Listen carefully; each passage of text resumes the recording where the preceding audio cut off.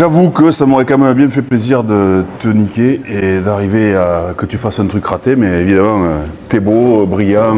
Ça aurait pu, hein. C'est comme les Gremlins, c'est juste après minuit qu'il faut pas te fréquenter en fait, c'est ça. Moi, je me supporte, mais... Tu t'es jamais vu à minuit? Comment on devient un très bon pote de Yves? Comment on devient un très bon pote de Juan? Est-ce que c'est par acharnement? Est-ce que c'est par intérêt? Est-ce que c'est juste parce que tu es toi-même et que tu joues aux boules? Oh, la question piège. C'est pas venu avec les boules. Non, mais moi, je vais vous raconter comment c'est arrivé. C'est très simple. Yves, je suis au Georges V à l'époque avec une nana qui travaillait au Georges V. Et son père faisait partie de Slow Food, un truc à l'époque qui allait manger dans les bistrots, quoi. Et un mardi soir, son père nous invite, le couple, chez Rodolphe Paquin, un repère de cartouches que je ne connaissais pas. Et j'arrive là-bas, je m'installe, on était les deux seuls jeunes avec 15 vieux qui faisaient la tournée des bistrots, qui était un petit guide à l'époque. Et en cuisine, c'est pas Rodolphe Paquin, c'est Yves Candebord, que je connaissais de nom évidemment. Je n'avais jamais mangé chez lui, je ne l'avais jamais rencontré. On passe 1 heure à table à la fin au digestif, on accroche fort. Il me dit demain on joue à la pelote basque, il nous manque quelqu'un, tu viens, tu remplaces quelqu'un. Le soir même, je pars en goguette avec Mathieu Mandar, que tu connais très bien. Je me fous 8 points là dans le métro sur une barre. Voilà, tu vois le Gremlins, je l'avais dit, le Gremlins après minuit. Je me fous 8 points là et le lendemain je joue à la pelote avec Yves. Je ne me suis pas fait les points, je suis parti jouer à la pelote, j'ai assumé mon rendez-vous comme je les assume tous et je suis toujours à l'heure, tu le sais très bien. Et je suis allé jouer à la pelote, je leur ai mis une branlée, je suis parti me coucher à 18 h. Et après, Yves me faisait jouer tous les lundis et chaque fois qu'il manquait quelqu'un en cuisine dans la bande de ses potes avec qui on jouait à la pelote, Thierry Breton, Thierry Fauché, Rodolphe Paquin, etc. C'est moi qui allais faire un extra, vu que je bossais au Georges le matin, j'allais faire des extras le soir chez eux. C'est quelle année ça on parle? 2003. Donc là tu étais au Georges 5. Et c'est le premier job que tu as le Georges? Non, chez du Tournier avant, 2 ans. Ah oui c'est vrai. J'ai commencé commis, j'arrivais à Paris, j'avais 20 piges. Et demi-chef de partie, sous-chef. Et pour moi, dans ma tête, chaque fois que j'obtenais le grade de sous-chef, j'avais fait le tour de la maison et je pouvais partir. Ce qui énervait fortement tous les gens chez qui je bossais. Mais du coup, je posais ma dème et je partais et je demandais à ce qu'on me place ailleurs. Donc, il faisait la gueule, mais vu que j'étais plutôt bon élève, il me plaçait ailleurs. Donc, c'est du Tournier après qui m'a fait rentrer au Georges V. Je demandais à ce qu'on me place ailleurs. Donc ça veut dire qu'en fait, malgré tout, il joue le jeu. Et Ouais. Bruno nous avait expliqué ça à l'époque. Les mecs t'envoient ailleurs chez quelqu'un qui... Parce qu'ils estiment que tu as de la valeur, entre guillemets. Ouais. Et ils te mettent chez quelqu'un qui va pouvoir t'accompagner, te faire avancer, c'est ça? Moi, mon but, ma seule demande, c'était d'aller dans un palace.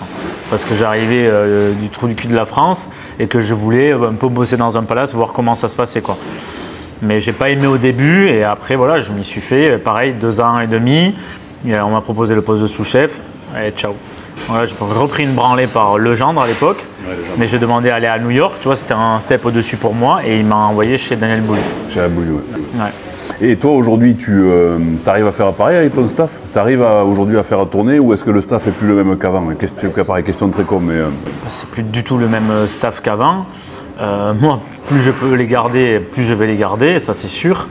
En cuisine, tu vois, on a une superbe équipe de mecs qui bossent avec moi depuis 8-9 ans et d'autres depuis le début d'ici. Donc, non, je suis très content de cette équipe, mais comme j'en ai eu d'autres. Il n'y a pas beaucoup de turnover alors? Bah, ici, non. Mais même nous, depuis que j'ai ouvert mes restaurants, le comptable m'a toujours dit vous avez un turnover très faible parce que je ne suis pas un gueulard et que je me transforme que après minuit. Donc, tu vois, donc il y a vraiment les services qui durent très longtemps. On gère nos équipes plutôt familialement, quoi, on va dire. Et donc, je pense que c'est pour ça aussi qu'on les garde longtemps, quoi. Mais au-delà de gueuler, il y a la reconnaissance financière aussi, c'est que vous devez aussi faire ce qu'il faut. Voilà.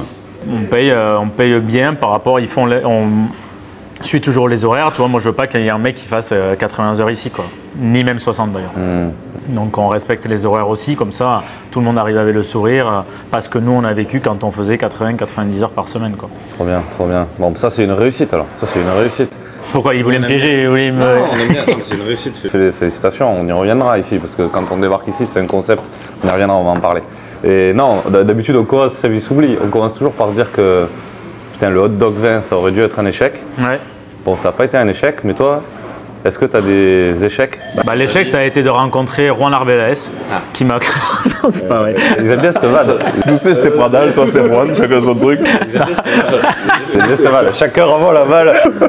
Non, c'est... Est-ce que tu as des échecs dans ta vie qui ont été constructifs, de futures réussites, comme par exemple celle-là, ici tu arrives à garder les mecs et les nanas Des échecs, j'en ai eu plein, quoi.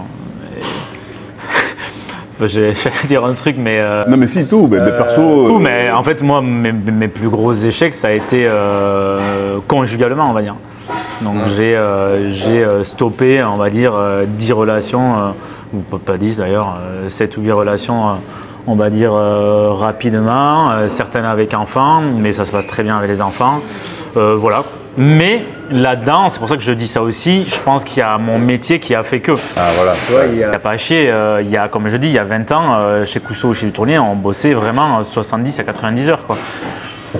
Donc c'est compliqué d'avoir du temps et de l'énergie. Moi, j'ai toujours eu une personne pour m'accompagner, conjugalement. J'ai rarement été célibataire, sauf là où je viens de faire 2 ans célibataire, mais je ne le suis plus aujourd'hui. Donc j'ai vécu ça à chaque fois, quoi. Et je pense qu'effectivement, il y a eu mon métier qui a joué beaucoup là-dedans et je ne veux plus faire cette connerie. Donc maintenant, je travaille 4 fois moins que je travaille. Enfin, j'ai 4 fois moins de temps de présence que je n'avais avant. Je travaille toujours autant puisque ça se passe beaucoup mieux qu'avant même. On va dire que je gagne mieux ma vie financièrement. Mais sur les horaires, on va dire, j'ai divisé par 4 mon temps de présence dans un restaurant. Oui, pour avoir du temps à donner dans une relation. Donc ça, on va dire, ce sont mes plus gros échecs. Et professionnellement... Des claques que tu as pris, tu vois, peut-être ça peut être chez Ludu, chez, je sais pas, avec le genre, je sais pas, tu as eu des... Ouais, mais ce ne sont pas des échecs, quoi. Ça t'a fait avancer. Ça a été très dur on va dire de prendre des claques, mais moi, ça se passait plutôt bien. Donc, je me faisais pas défoncer, quoi, tu vois. Après... les plus gros échecs pour moi, on va dire, c'est encore, on va dire sentimentalement, ça a été d'être déçu avec des employés avec qui j'ai bossé 2 ans, 5 ans, 6 ans, 10 ans, quoi. Des employés, tu veux dire des collaborateurs à toi ou des gens avec qui tu... Non, des collaborateurs. Parce que pour toi, ça allait plus loin qu'une relation professionnelle. Ouais, et avec qui ça s'est fini en eau de boudin, quoi. Et ça a été très dur à avaler et ça a été compliqué. Mais après, voilà, c'est la vie, quoi, tu vois, c'est la vie. Et ouais, avec certaines personnes peut-être avec qui c'est peut-être moins compatible. Ouais, ils se sentent un peu dans la. Mais j'ai des torts là-dedans aussi. Hein. Ouais. Je dis pas que c'est eux qui ont 100% de tort, mais là-dessus aussi, tu vois, là où je me soulage, je me dis, tu vois, en 20 ans, j'ai eu un prud'homme de ma vie. Et le mec a perdu. Mais je me soulage en me disant, en fait, on manage et on gère plutôt bien, puisque, c'est vrai, j'ai eu un seul prud'homme en 20 ans, quoi, et qui a perdu, donc qui avait ni queue ni tête. Et d'autres échecs.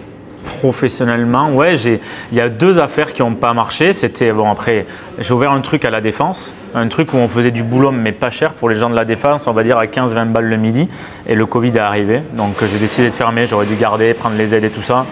Moi, j'ai décidé de fermer de suite en 8 mois, alors que le premier jour, on a fait 350 couverts, quoi, tu vois. Donc il y a eu ça. J'en parle là parce que ça m'a abîmé, mais parce qu'il y avait le Covid. Tu vois, parce qu'on prenait le Covid et qu'on avait énormément peur pour toutes nos affaires. Donc si ça se passait aujourd'hui ou un an avant, ça ne m'aurait même pas touché, quoi. Et j'ai ouvert 2 petites affaires sur qui étaient un peu trop précurseurs sur un sandwich basque avec nos farines de blé et maïs qui s'appelle un taloa, c'est un sandwich basque. C'était à Mia, c'est ça? Non. Non, à Mia ça va, ça fonctionnait à Mia. En fait, c'était les corners sur le maïs, corners, voilà, un peu végétal et tout ça. Ouais. Et ça a plus été une épine dans le pied, quoi. Donc on va dire ouais que ce sont des petits échecs, quoi. Ouais. Je ne suis pas arrêté à ça. Et après, culinairement... Non, mais c'est des apprentissages à chaque fois en tout cas. Ouais. Chaque fois. Et puis ce qui est notable, bon, quand on débarque ici, c'est absolument évident, et c'est que tu fais des trucs de concept en fait. Tu fais tu crées des choses qui ça existe. Mais je pense que je suis un créatif. Alors pardon, je m'envoie pas des fleurs, tu vois, en le disant, mais j'ai jamais refait une recette de quelqu'un dans un de mes restaurants en 20 ans, tu vois. J'ai toujours créé un truc. Donc évidemment, j'ai passé 10 ans un abruti de cuisinier que je suis encore, bon, moins dans le travail maintenant, mais à la nuit à dormir 3 heures parce que j'écrivais, pas sur le téléphone à l'époque, mais je grattais sur un bout de papier, sur les 10 recettes que j'allais faire dans la semaine, quoi. Donc j'aimais ça.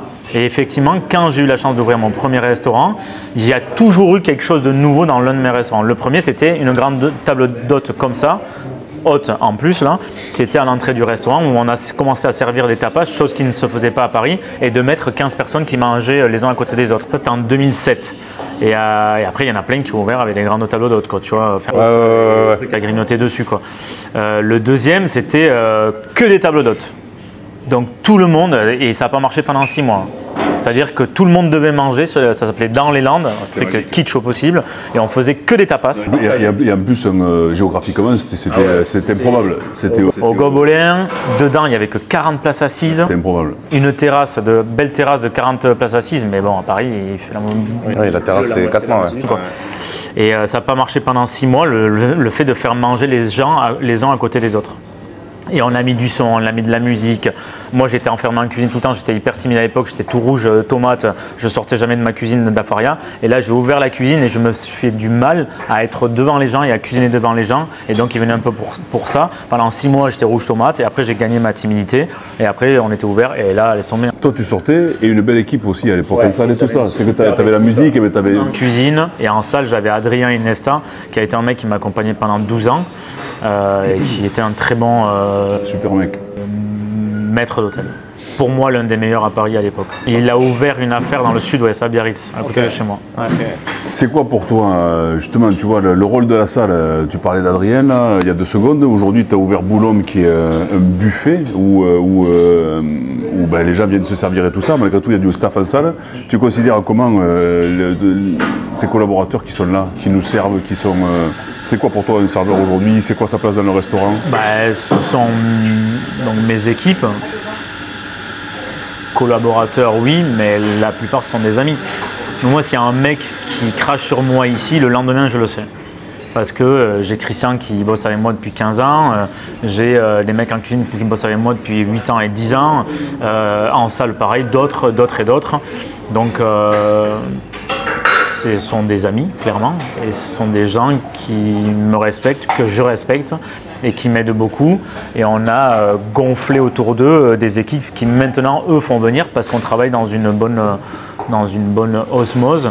Et donc, c'est eux aujourd'hui qui garnissent les employés qui viennent ici travailler, quoi. Et comment tu vois ce métier je parle vraiment que de la salle. Tu vois, dans plusieurs années, genre, je dis, attends, Juju Candeux, Yves avant lui et Juju, mais qui lui rend hommage à chaque fois, quand on a vu l'autre fois, il disait, Yves a eu un nez, un flair incroyable de faire ces affaires-là aujourd'hui, où il y a finalement, où les gens viennent se servir et tout ça. Toi, aujourd'hui, tu as fait ça. Est-ce que c'est par dépit en te disant, le staff en salle, on ne trouve plus des gens qualifiés? Non, je ne sais pas. C'est que moi, aujourd'hui, c'est une frustration, parce que tu vois, mon métier, je le trouve noble. Moi, je suis serveur, sommelier à la base. C'est vrai qu'on ne va plus beaucoup faire ce genre de trucs, parce que je casse tout. Mais en fait, c'est noble, et malheureusement, vous avez eu ce gros spot avec Top Chef, avec plein d'émissions Master Chef et tout. Et nous, le métier de salle, il est sous-estimé, il est mal vu, alors que c'est un super métier, quoi. Et on a du mal à recruter. Comment on fait demain? C'est quoi, en fait? On a du mal à recruter, mais moi, je vais te dire ce que j'ai fait ici. Je ne sais pas si c'est la bonne solution. Et parfois, malheureusement, il y a des points négatifs pour eux là-dedans, et je vais y venir. Donc, j'ai formé des gens. Ici, c'est pareil. Donc, en boulangerie, si tu veux, je ne trouvais pas de boulanger. Je suis allé au Pétrin et je suis allé en boulangerie. Et j'ai pris des plongeurs et des cuisiniers qui sont avec nous depuis 4 ans, 5 ans, que j'ai formé à faire du pain. Tu l'as vu tout à l'heure, vous l'avez vu, c'est Macan. Là, tu leur dis, tu vas changer de métier. Ouais. Les gars t'ont dit… Moi, j'ai appris comme ça. J'ai appris en 1 semaine à faire du pain. Donc pourquoi eux ils n'y arriveraient pas en fait? Non, c'est pas la question d'y arriver, c'est la question de vouloir y arriver. Tu vois. Ils veulent, ils sont contents. Oui, mais tu sais, quand tu commences à travailler à la plonge, comme moi j'ai fait d'ailleurs, ou commis cuisinier, il y a des gens qui n'ont pas de perspective d'évolution. Mais il y en a d'autres qui ont une perspective d'évolution, donc d'apprentissage, et aussi salariale. Donc ils vont aussi prendre 100 balles, 200 balles, 300 balles, 500 balles de plus, quoi, tu vois. Donc tout ça, ça va avec. Donc moi, ça ne me dérange pas de donner un bon salaire à un mec à qui je viens d'apprendre quelque chose et qui le fait parfaitement 6 mois après, il aura un bon salaire, quoi, tu vois. Donc, et il s'est passé la même chose en salle. C'est-à-dire qu'en salle, tu viens ce soir, il y a Kumba, Kouma, Madi et Douga. Donc 4 mecs qui sont extraordinaires, qui sont en salle, qui n'avaient pas forcément travaillé en salle avant, pour la plupart, mais que l'on a formés et qui sont ici avec nous et à qui on a appris le service lambda que nous on a appris à l'école, donc on les a formés, qui maintenant apprennent à parler du vin et à s'exprimer sur le vin. Pas assez, certes, ici, pour moi pas assez, mais c'est dur pour eux. Tu vois, quand tu as 2 ans de salle ou 1 an de salle et qu'on te dit de parler du vin, ils ont beau l'apprendre, etc. Mais ils n'ont pas tous fait les mêmes écoles que nous, ni avant le lycée, tu vois, sans même parler de l'école hôtelière. Mais c'est des gens qui ont la banane, qui ont le sourire, qui sont là à l'heure, qui sont contents de travailler avec moi, qui sont contents de travailler avec l'équipe, avec Christian, que l'on aide à qui on aide à faire les papiers quand il faut faire les papiers, etc. etc. Donc voilà ce qui est devenu mon taf aujourd'hui, mais socialement, j'adore ça. Moi, c'est là où je voulais t'amener, en fait. C'est qu'en fait, dans nos métiers, c'est chouette aujourd'hui d'en parler avec Juju. C'est que les gens issus de l'immigration ou qui sont en demande de carte de séjour ou en cours, etc., enfin voilà, toutes ces personnes-là, souvent, ils sont cantonnés à la cuisine, en fait, ils sortent pas. Ouais. Et toi, en fait, depuis le début, tu les mets devant, tu les mets là, tu les formes, tu les accompagnes. Ouais, mais en fait, c'est rare. C'est rare parce qu'il y a beaucoup de gens cons, en fait, qui nous empêchent de le faire, tout simplement. Et ça arrive. Moi ici, ça arrivait 2 fois, je pense que ça arrivait plusieurs fois. Ils me le disent quand ça ne monte pas dans les tours, mais ça arrivait 2-3 fois où ils ont ordre que quand il y a un problème avec leur nationalité. Tu veux dire racial, c'est ça en fait, quelqu'un de raciste qui est d'accord. Ils m'appellent. Et t'inquiète pas que le scooter, en 7-8 minutes, je suis là, quoi. Et je m'occupe des gens. Et ils sortent vite du restaurant. Et voilà, c'est comme ça en fait. Enfin, ici, ça sera comme ça. Chacun fait ce qu'il veut. Moi, j'ai aucun problème avec ça. Je veux les faire avancer. J'avance avec eux, mais il faut que tout le monde l'accepte. C'est génial. Si les gens ne l'acceptent pas, ils ne mangent pas là. C'est génial. C'est un choix. Trop cool. C'est vrai, c'est rare. Surtout en salle, encore une fois, c'est rare, tu vois, de mettre justement en avant, quoi. Voilà, et là, tu vois, j'ai une autre nationalité qui nous rejoint la semaine prochaine, qui commence mardi, un Ivoirien. Et c'est mon pote avec qui je joue à la pétanque, qui est champion de Côte d'Ivoire. Oui, je vois. Il fait les championnats du monde. Je vois qui c'est. Et il cherche du taf, tu vois, pareil, il a besoin de renouveler ses papiers aussi. Et ben, vas-y, mec, bouge-toi le cul, viens. Il a une bonne gueule. Il sait commencer par quoi? Lui, par contre, il n'a jamais fait de restauration. Je voulais pas le mettre à la plonge, tu vois, c'est un mec qui a quand même 35 ans, qui parle hyper bien, qui a fait une école française, etc. Ouais. Donc il va pas commencer à la plonge, tu vois, pour lui, puis c'est un ami, tu vois, de 5-6 ans quand même. Donc il va faire dans sa première semaine, vente en boulangerie et salle directe. Bah écoute, les autres ils sont arrivés, pourquoi et moi j'y suis bien arrivé. Moi là-bas je suis cuisinier, hein. Quand je vais en salle, je suis rouge comme une tomate, je faisais pas mieux qu'eux, hein. Mais je détestais ça. J'étais mal quoi en fait, j'étais mal à l'aise, eux ils sont pas mal à l'aise, hein. Ils ont le sourire, ils sont heureux d'être là. Moi j'étais mal à l'aise, je souffrais plus que eux d'être en salle quoi, tu vois, et je savais pas le faire. Après voilà, tu chopes des... c'est limite à la rigueur le regard que leur portent les autres. Donc, ça arrive rarement. Non, mais surtout parce qu'ils sont confortables, parce qu'ils ont un patron qui est derrière eux. Oui bien sûr, mais moi je leur dis, ça joue tout, hein. C'est super. Moindre des problèmes, feu quoi. C'est génial. Et ils le savent, et je pense que c'est pour ça aussi qu'ils se donnent pour moi. Trop bien. Bon, on est chez Boulogne du coup. Est-ce que tu peux nous expliquer en 1 minute le concept et nous dire surtout comment ça s'est né dans ton cerveau, quoi, comment c'est arrivé, l'idée de faire ça, etc. Je vais te faire exactement en 1 minute parce que c'est la minute essentielle que doit connaître tout serveur ici lorsqu'on accueille un client. Ça c'est indétrônable, ils doivent tous le savoir parce qu'on doit être tous capables d'accueillir une personne. Donc on accueille quelqu'un dans une boulangerie. Donc pourquoi? Parce qu'on fabrique du pain et des gâteaux, mais des gâteaux très simples et des gâteaux de partage. Et le pain que l'on fait, on le fait avec des céréales qu'on cultive dans le sud-ouest, comme je vous ai expliqué. Et lorsqu'on sort les pains, comme on a vu tout à l'heure, les fours sont encore chauds et le soir on refait des tournées de pain aussi. Donc on enfourne toutes sortes de plats dedans. Ça c'était ma première idée ici. Je voulais vraiment faire à manger dans les fours à pain comme je l'ai vu en province avec mes grands-parents, mes parents et ailleurs d'ailleurs en Alsace comme ils font les bake-off, où tu utilises l'inertie des fours pour faire à manger. Donc tu laisses des plats pendant toute la nuit. Les ribs de bœuf qui est le plat classique d'ici, on les laisse toute la nuit à cuire. On a des poissons en croûte qui cuisent à la température des baguettes à 270. Et on a la plupart des plats qui sont posés là, c'est donc des grands plats, des agneaux entiers, des oies farcies, des poulets entiers, des plats de 6 poulets qui cuisent dans les fours à pain. Et on pose devant les gens et les gens se servent. Donc un peu comme à la maison et comme ça se passait avant, on amenait chez le boulanger parce que le four de la maison était trop petit. Donc l'agneau entier, les chapons, etc. ou les plats qui vont mijoter toute la nuit, les cochons de lait qui vont mijoter toute la nuit. On pose ça au milieu du restaurant et les gens se débrouillent. Juste un truc, pas de gaspillage, on l'annonce aussi pendant la minute d'accueil. Donc tout ce qui restera dans l'assiette, c'est 2 € le 100 grammes. Nous, on ne gaspille pas ici, on a un cercle vertueux, on ne jette rien dans ce restaurant parce que tout ce qu'il y a sur les buffets est repassé en vente, restauration rapide le jour même à la boutique, en boulangerie. Donc on ne veut pas que les gens gaspillent non plus. Donc 2 € les 100 grammes. Et le service au buffet, tu sais, quand tu vas au buffet chaud, en fait, les cuisiniers te servent. Est-ce que ça, c'est pour éviter le gaspillage ou c'est pour faire une note Georges V? Non, c'est que, alors ici, on met en avant quand même les serveurs. Donc au début, on faisait découper les poulets en salle, ils font le perpétuel, on fait des crêpes Suzette flambées, on découpe le jambon. Tu vois, il y a une activité avec les serveurs aussi. Ils vont au grillade, on a le barbecue, etc., etc. Donc on a quand même ce métier de serveur que l'on veut garder. On sert là-bas, je sais pas, c'est les cuisiniers qui se sont mis ça en tête, quoi. Limite, parfois les gens ils se servent. Non, non, c'est bon, je vous sers. Arrêtez d'être aussi agressif.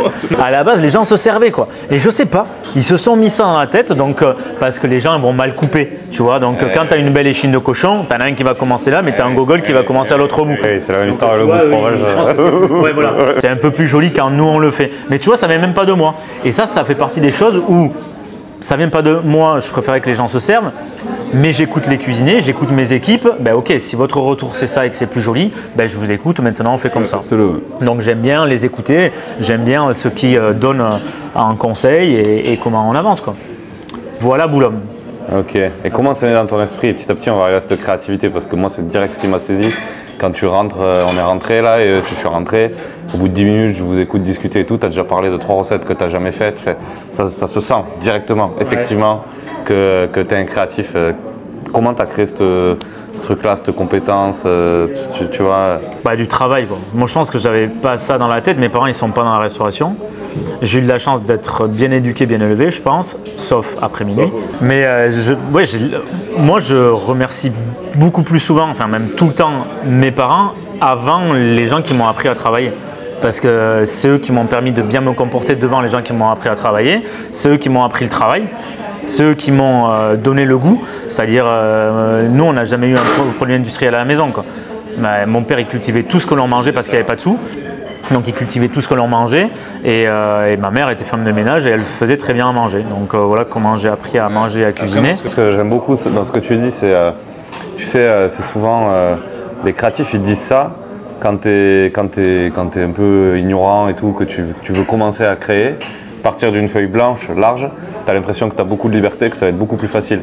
Moi ce qui m'a saisi aussi en arrivant ici, c'est que finalement ce concept avec le four à pain dont tu parles, finalement, ça met de la contrainte, mais ça donne quand même des idées. Parce que tu pars d'une base et qu'à partir de là, tu dois créer les trucs. Tu as tout résumé, c'est exactement ça. Moi, je voulais juste faire à manger dans un four à pain.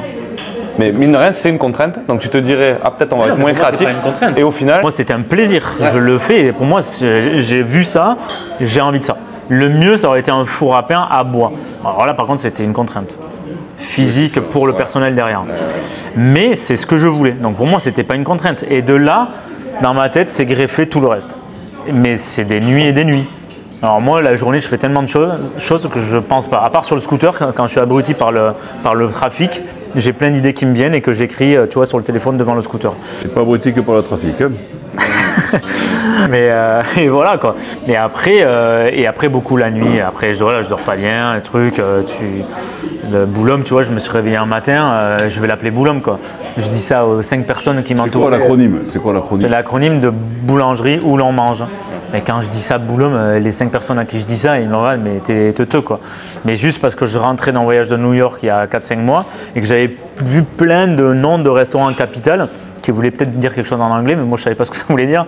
Donc je sais pas, je me dis, tu vois, c'est un truc qui veut rien dire. Et ça me plaisait, donc j'ai cherché. En même temps, c'est unique. bien sûr, et je voulais ça. Et le speakeasy, tu vois, fait pareil. Donc là, pour les gens qui ne sont pas encore venus et qui vont venir, forcément, là tu rentres, c'est une boulangerie en fait. Donc tu peux venir acheter ton pain, les gens font la queue, puis tu as quelqu'un au bout qui te fait venez. Et, vous avez réservé? What? Et hop, là tu suis, tu arrives dans cette grande salle ici. Quoi. Encore hier soir, je suis là hier soir et une meuf qui dit mais j'ai dû me tromper d'adresse, je suis dans la boulangerie alors que mes potes ils sont là. C'est bon, avancez. Ouais, ça c'est ludique. C'est drôle. Voilà. Donc voilà, la créativité. Après, je sais pas, il y a eu du travail avant, tu vois, je vais pas dire que j'ai ouvert beaucoup de livres de cuisine et tout ça, mais maintenant, je pense que ça fait 10 ans que je peux ouvrir un livre, quoi. Maintenant, tu en as fait des livres. Tu en as fait combien de livres? J'en ai fait 2 avec le maïs. Quoi. 2, et celui sur la nourriture pour les petits, fait quoi t'appelles le bien manger pour les petits. Ouais, mais ça c'était via une société qu'on devait ouvrir et qui n'a pas ouvert à cause du Covid. Mais c'est vrai qu'il y en a eu 3, pardon. Et ça, c'est un accomplissement, justement, par exemple, tu vois, d'avoir fait des bouquins. Toi, comme tu dis, rien à branler. Le fils d'Alice qui faisait le ménage de ton père qui était simple. Non, même pas. C'est que c'est les journalistes qui te tannent pour faire un bouquin parce que tu as le vent en poupe. Fier, ça veut pas dire orgueilleux. Mais orgueilleux, c'est un défaut. Fierté, c'est noble. Ils m'ont tapé, je sais pas moi, 5 ou 6 ans avant de faire un livre et je voulais pas. Je me dis, putain, mais foutez-moi la paix. Quel est l'intérêt de faire un bouquin sur un mec du Sud-Ouest qui a 30 ans et qui a ouvert une affaire ou 2, quoi, tu vois. Je trouvais ça ridicule. Donc j'ai dit, si on en fait un, par contre, on parle de ma région, de mes recettes, ok, mais des producteurs et tout le bordel. Et au bout d'un moment, ils ont dit oui, donc là, oui, on est parti voir 15 producteurs et on a fait un truc sympa, Sud-Ouest, et qui le livre, par contre, a cartonné. Donc, tu vois, invraisemblable, quoi. Ça va avec cette partie un peu, moi j'étais curieux. C'est bien, t'es vachement, je trouve, facile d'accès. J'ai l'impression que je peux quasi te poser une question. Alors elle est volontairement provocatrice. Je suis pas obligé de répondre en même temps. Ouais, non, on va dire, je vais la poser de manière un peu cash, un peu provocatrice, et après je vais la préciser un peu. Cette partie-là, livres, réseaux sociaux et tout, à la fin, est-ce que tu as la grosse tête? Je pense que tu peux l'avoir. Moi, je pense que je suis très bien entouré. Lui, mes potes. Qui peuvent te taper sur les doigts quand tu fais un peu de la merde. Quoi. Tu vois, j'en ai pris une par Yves. Je sais pourquoi. Il y a 3 jours. Ouais. Ah, mais sur le vin. Oui. Moi, je me suis jamais rien empêché sur l'alcool. Il m'en a parlé il y a un mois déjà. Parce que c'est comme ça, c'est mon maître mot. À la base, je suis pas sommelier.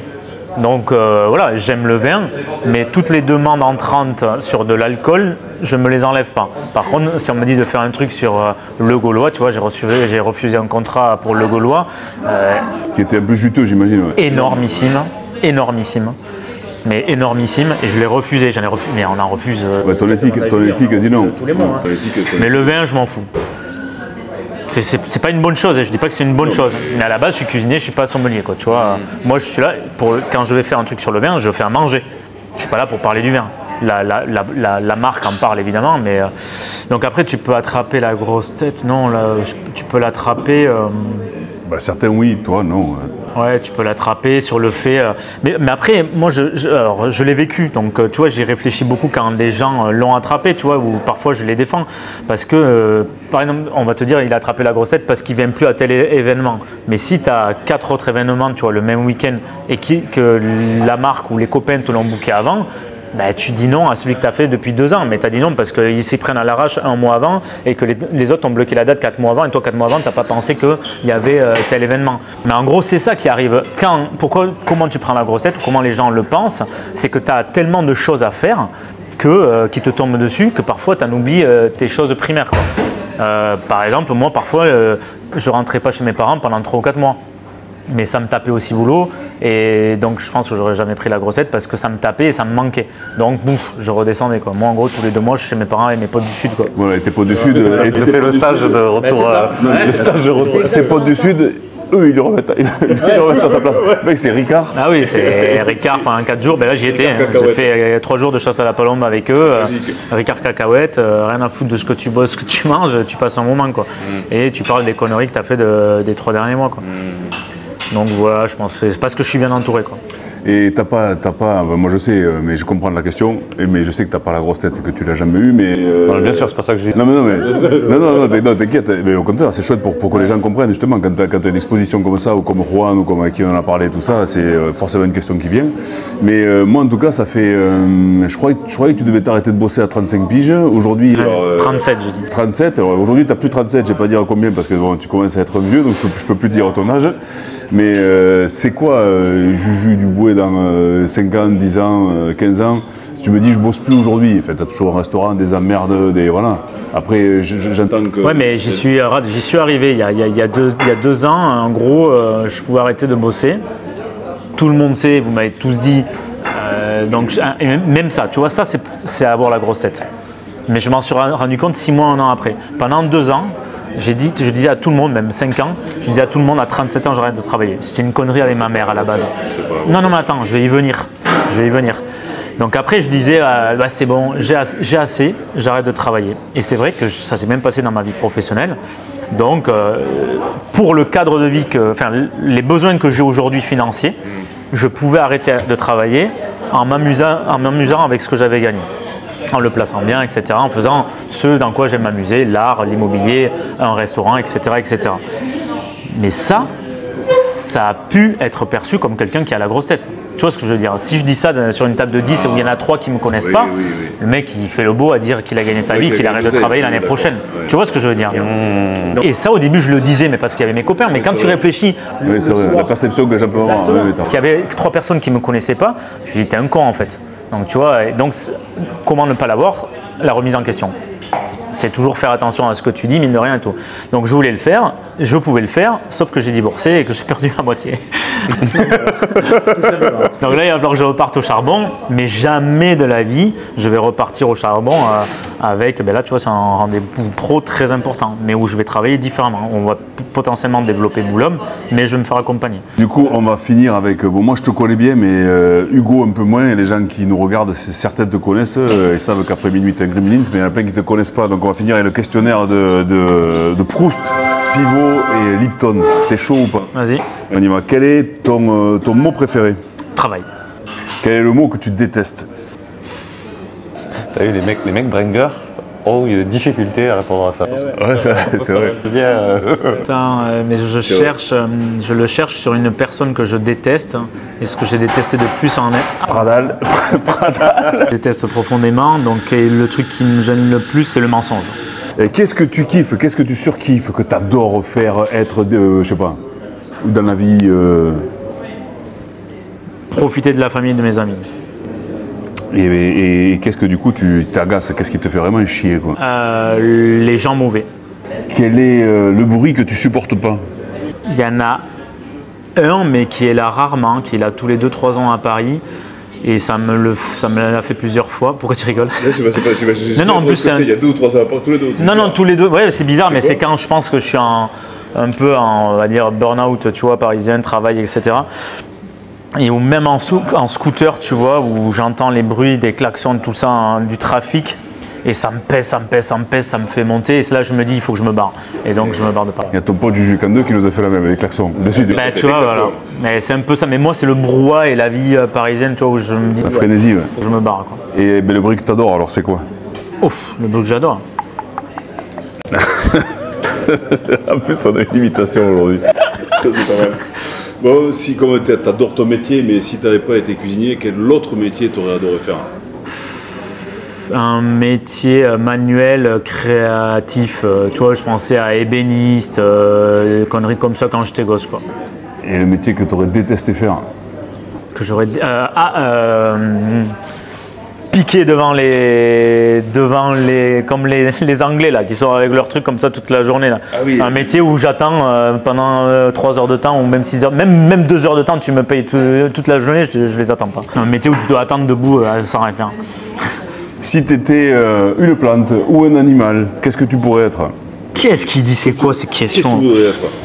C'est de la haute psychologie. Ouais, de la haute psychologie. Celle que j'utilise le plus, le piment d'Espelette. Ça te va bien. C'est petit et rouge quand ça sort de la cuisine. Bah, prévenu, c'est. Un animal qui vole, un aigle. Un aigle? Qui peut partir. Ça, c'est parce que tu as les yeux verrons, tu as un œil de chaque couleur, c'est pour ça. C'est les Youski, c'est pas les aigles qui ont les yeux.